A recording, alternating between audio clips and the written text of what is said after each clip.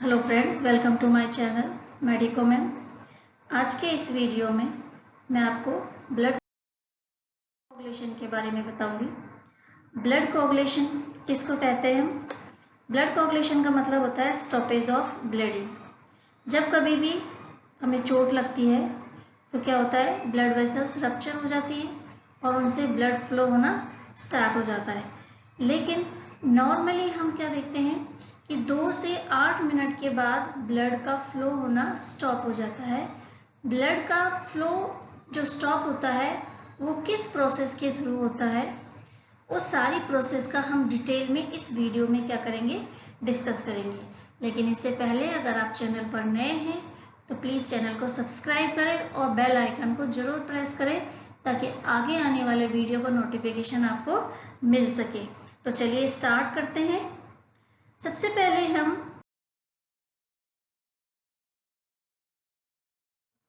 Stages of हीमोस्टेटिस या फिर हम कह सकते हैं कि स्टेज ऑफ कोगुलेशंस ऑफ ब्लड किस तरह से होता है। इसकी 3 स्टेजेस हैं मेनली। वेजोकॉन्स्ट्रिक्शन सबसे पहले क्या होता है, वेजोकॉन्स्ट्रिक्शन होता है जैसे ही चोट लगती है तो वेसल्स क्या होती है, कॉन्ट्रैक्ट हो जाती हैं। नेक्स्ट होता है प्लग फॉर्मेशन होता है किसका, प्लेटलेट का। ठीक है, जहां पर क्या होता है, जैसे ही कट लगा वेसल्स क्या हो जाएंगे, कॉन्ट्रैक्ट हो जाएंगी। उसके बाद ब्लड में जो प्लेटलेट्स होती हैं वो क्या बना लेंगी, एक लूज प्लग फॉर्मेशन बना लेंगी जिससे उस एरिया को क्या कर देंगी, वो ब्लॉक कर देंगी या उसको बंद कर देंगी वहां से, ताकि क्या होगा, फर्दर जो ब्लड लॉस होता है वो क्या हो जाएगा, स्टॉप हो जाता है। और थर्ड जो स्टेजेस होती है वो होती है कोगुलेशन ऑफ ब्लड। ब्लड का किस तरह से कोगुलेशन होता है, कोगुलेशन की क्या होता है, एक डेफिनेशन है जिसको मैं नेक्स्ट स्लाइड में बताऊंगी, आप ध्यान से देखना। जिस तरह से आपको ये फिगर में दिख रहा है, जो हीमोस्टेटिस की जो 3 स्टेजेस थी उसको मैंने इस फिगर के थ्रू समझाने की कोशिश करी है। फर्स्ट स्टेप है, इसमें क्या होता है, वास्कुलर स्पाज्म होता है, मतलब जो वेसल्स होती है वो क्या होती है, कॉन्ट्रैक्ट हो जाती हैं।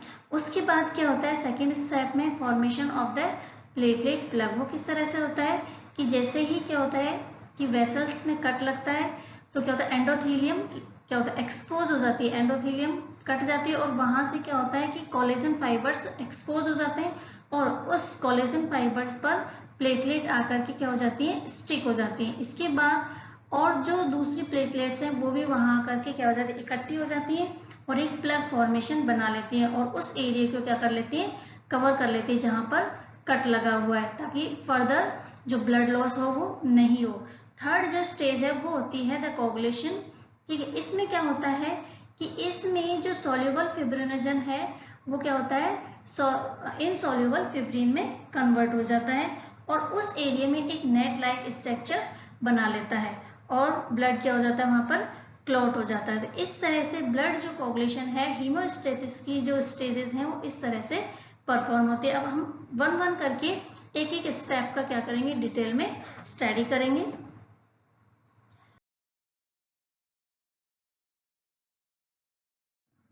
फर्स्ट जो हमारी स्टेज है वो है वेजोकॉन्स्ट्रिक्शन।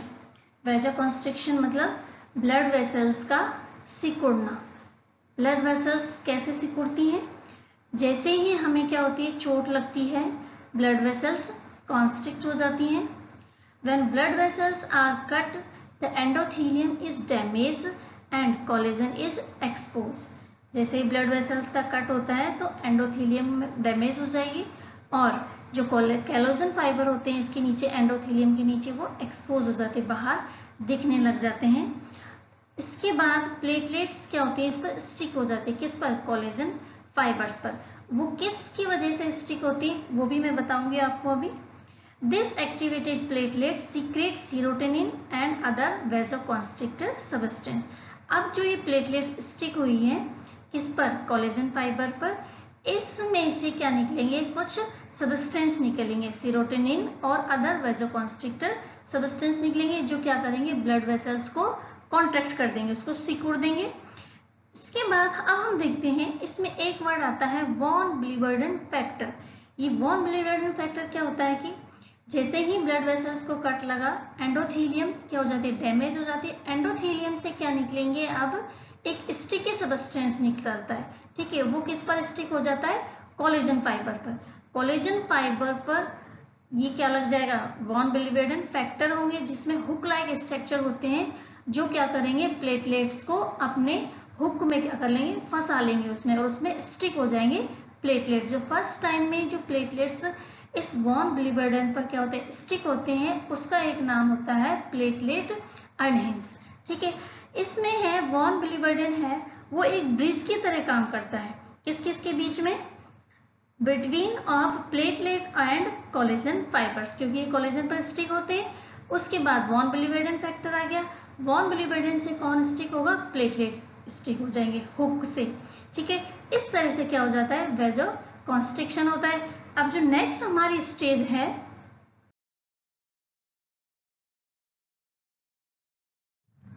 उसको हम बोलते हैं प्लेटलेट प्लग फॉर्मेशन, ठीक है। अब प्लेटलेट प्लग फॉर्मेशन किस तरह से होता है? Platelet stick to the collagen fibre. जैसा कि हमने फर्स्ट जो स्टेज थी उसमें देख लिया था कि प्लेटलेट्स क्या हो जाती हैं? कोलेजन जो फाइबर्स होते हैं उन पर स्टिक हो जाती है। उस पर स्टिक होने के बाद अब इनसे क्या होगा?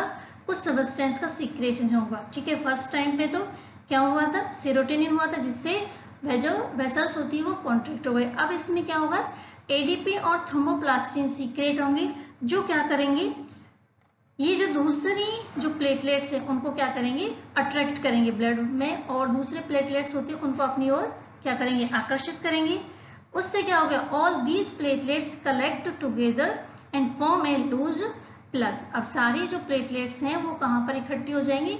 और जो पहले से कोलेजन पर प्लेटलेट लगी हुई है उन पर इकट्ठी हो जाएंगी, और क्या बना लेंगे? एक लूज प्लग बना लेंगे, विच क्लोज द रप्चर वेसल्स। जो रप्चर वेसल्स हैं उसको क्या कर देंगे? क्लोज कर देंगे, और फर्दर जो ब्लड लॉस होगा उसको रोक देंगे। अब हम इस सारी प्रोसेस को एक डायग्राम के थ्रू समझ सकते हैं, जैसा कि आपको इसमें दिख रहा है। ये एक ब्लड वेसल्स बना रखी है, इसमें क्या हुआ? कट लगा। जैसे ही इसमें कट लगता है तो क्या होता है? ये हमारी एंडोथेलियम है, एंडोथेलियम रप्चर होगी, डैमेज हो जाएगी। इस एंडोथेलियम से कुछ स्टिकी सब्सटेंस निकलेंगे जो यहाँ पर इकट्ठे हो जाएंगे, ठीक है। किसके बाद? इसमें जो कोलेजन्स है, इसमें ये कोलेजन फाइबर है, इस पर यहाँ स्टिक हो जाएंगे। यहाँ पर स्टिक होने के बाद क्या होंगे? ये प्लेटलेट्स को अपनी ओर आकर्षित करेंगे हुक लाइक स्ट्रक्चर से।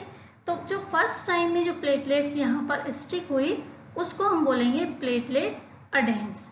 इस प्लेटलेट अडहेंस के बाद में ये प्लेटलेट्स फर्स्ट टाइम जो प्लेटलेट्स इकट्ठी हुई हैं उनसे फिर क्या होगा? एडीपी और थ्रोम्बोप्लास्टिन का सीक्रेशन होगा, जो दूसरी प्लेटलेट्स हैं ब्लड वेसल्स में उनको अपनी ओर आकर्षित करेंगी, और ये सारी इकट्ठी हो जाएंगी एक जगह पर, और क्या बना लेंगी? एक प्लग फॉर्मेशन बना लेंगे। और ये प्लग फॉर्मेशन इस डैमेज जो ब्लड वेसल्स है उसको क्या कर लेंगी? क्लोज कर लेंगी, और जो फर्दर जो लॉस होता है ब्लड का उसको स्टॉप कर लेंगी।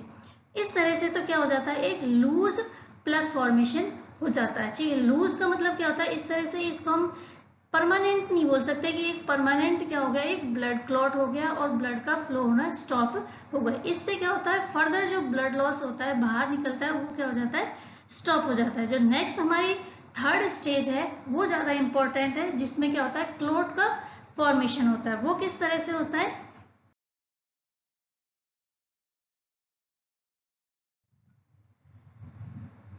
coagulation of blood. In this process fibrinogen is converted into fibrin. सबसे मेन इंपॉर्टेंट बात है इसमें, जो फिब्रिनोजन होता है वो क्या होता है? इनसॉल्युबल होता है, ठीक है। तो सॉल्युबल होता है, वो किस में चेंज हो जाता है? इनसॉल्युबल फिब्रिन में चेंज हो जाता है, एक थ्रेड लाइक स्ट्रक्चर में चेंज हो जाता है। Next, fibrin attract to the loose platelets plug.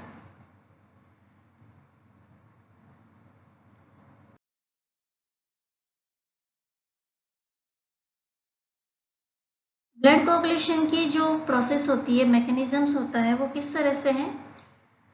इसमें जो फैक्टर्स इन्वॉल्व होते हैं वो टोटल 13 फैक्टर्स हैं, और वो सीक्वेंस में लिखे हुए हैं, ठीक है, रोमन नंबर में।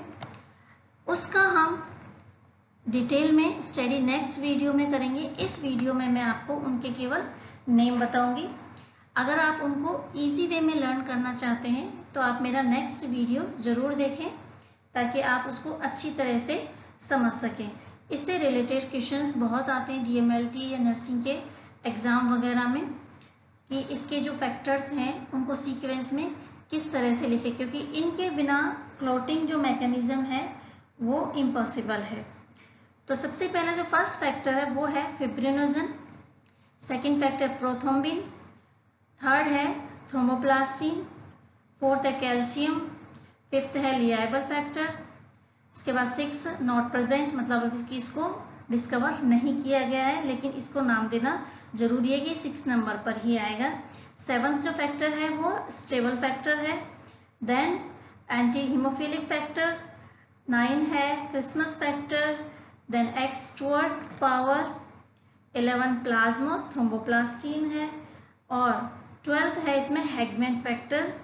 इसके बाद जो 13 फैक्टर है वो है फिब्रिन स्टेबलाइजिंग फैक्टर। ठीक है, ये 13 फैक्टर हैं, इनके बिना जो ब्लड कोगुलेशन का मैकेनिज्म है वो नहीं हो सकता। अब हम देख लेते हैं ब्लड कोगुलेशन का मैकेनिज्म किस तरह से होता है।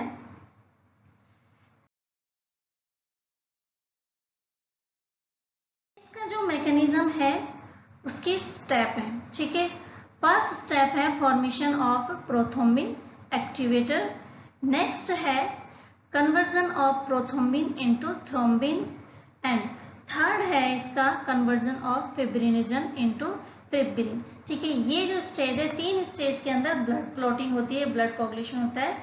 सबसे पहले प्रोथ्रोम्बिन एक्टिवेटर बनता है, उसके बाद प्रोथ्रोम्बिन थ्रोम्बिन में चेंज होता है, फिर फिब्रिनोजन फिब्रिन में चेंज होता है। लास्ट स्टेज है इसकी फिब्रिनोजन टू फिब्रिन, मतलब सॉल्युबल फिब्रिन जो इंस्टेंस क्या बन जाता है, इनसॉल्युबल फिब्रिन बनता है।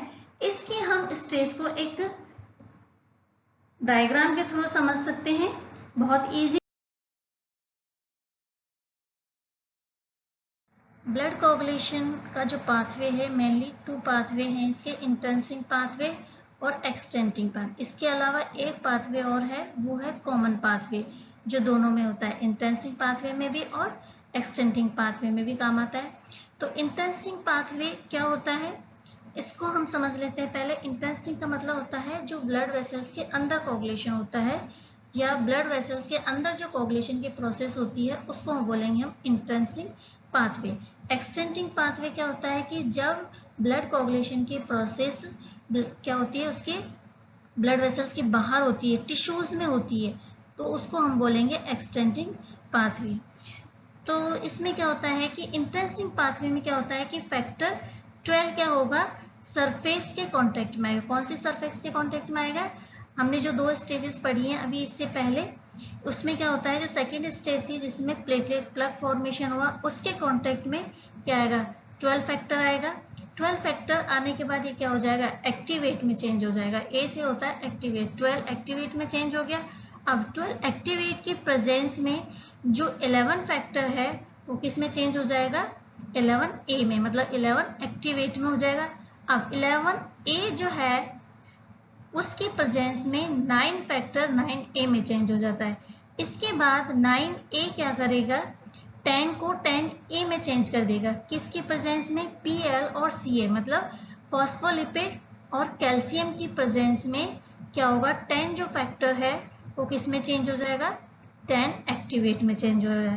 फिर 10A एक्टिवेट, उसी तरह से 5th फैक्टर और फॉस्फोलिपिड्स और कैल्शियम की प्रेजेंस में प्रोथ्रोम्बिन को किस में चेंज कर देगा, थ्रोम्बिन में चेंज कर देगा। अब ये थ्रोम्बिन क्या करेगा, फिब्रिनोजन को फिब्रिन में चेंज कर देगा और फिब्रिन क्या करेगा, फिर क्या बन जाएगा इससे, स्टेबल फिब्रिन क्लॉट बन जाएगा। वो किसकी प्रेजेंस में बनेगा, वो 3rd फैक्टर की प्रेजेंस में बनेगा। 3rd A एक्टिवेटर जिसको हम बोलते हैं क्या, स्टेबलाइजिंग फैक्टर है ये। ठीक है, stabilising factor, fibrin stabilising factor है जो क्या करेगा, इस फिब्रिन को, ये फिब्रिन क्या होता है, लूज होता है। ठीक है, इसकी क्या बना लेगा, एक हार्ड स्ट्रक्चर बनाएगा, थ्रेड लाइक स्ट्रक्चर है, नेट लाइक स्ट्रक्चर बना करके उसको क्या बनेगा, स्टेबल फिब्रिन क्लॉट में चेंज कर देगा। ये इसका जो पाथवे है वो है इंट्रेंसिक पाथवे। अब जो दूसरा है उसको हम बोलेंगे एक्सटेंडिंग पाथवे।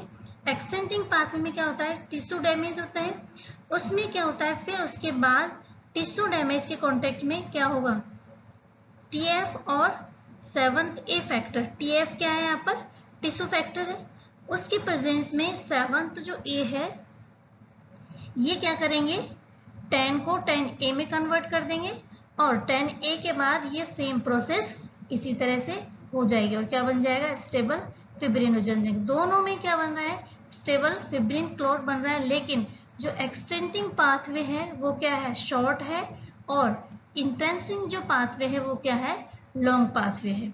ठीक है, दोनों तरह से ही क्या बनता है, स्टेबल फिब्रिन क्लॉट बन जाता है।